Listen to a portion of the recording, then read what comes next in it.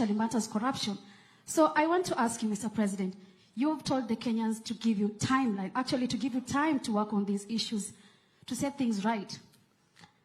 If we are to hold you responsible today, Mr. President, what is the way forward from now on, seeing that there is the respect of the rule of law, the very constitution that you sought to protect, and also in the event that these timelines expire, the ones you've given us, 6 months, 9 months, 3 months, 30 days, if they expire and we see no change, would you wait for the youth to start pushing for you to, out of government? And also, would you heed to the pressure that right now we are actually seeing 14 Kenyans have moved to the courts actually asking for the ouster of you, Mr. President? What do you have to say about that? Thank you very much.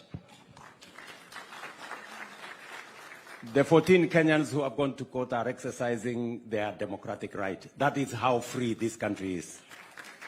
That you can actually go to any court and demand whatever you want in court. That is the taste of the freedom that I stand for in Kenya.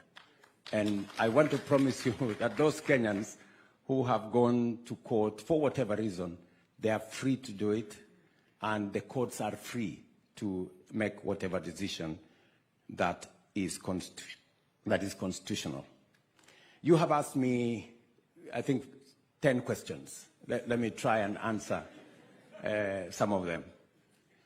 Number one, you have asked me, the people who went to the streets, they did not carry the color of any political party. That is correct. But remember, they carried the flag of Kenya. And that is why I'm saying, let us put the interest of the people of Kenya first. That is why I am saying this broad-based government must be a government that must do, at the very least, 3 things. And I stated them in my address to the nation. Number one is the subject of integrity, which you have spoken very clearly about, dealing with the challenge of corruption. I have made very specific interventions. I have suggested very specific interventions on how to deal with the challenge of corruption. I have said we must change the Evidence Act so that corruption cases doesn't take 5, 10 years.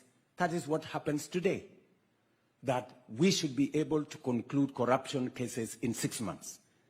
I will be making the proposal to Parliament. I hope Parliament agrees with me so that we can deal with the challenge and monster of corruption firmly and decisively. Number 2, I have given my undertaking to the judiciary.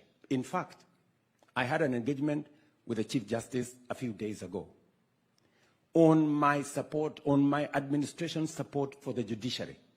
It is demonstrable. When I came into office, I made sure that the judiciary has sufficient resources to be able to discharge their mandate, to be able to deal with corruption cases, to be able to deal with all the other cases. In fact, I am the president that has sworn in the highest number of judges in the shortest time in Kenya to facilitate the judiciary to be able to discharge their mandate. Because it is said, justice denied is justice, justice delayed is justice denied.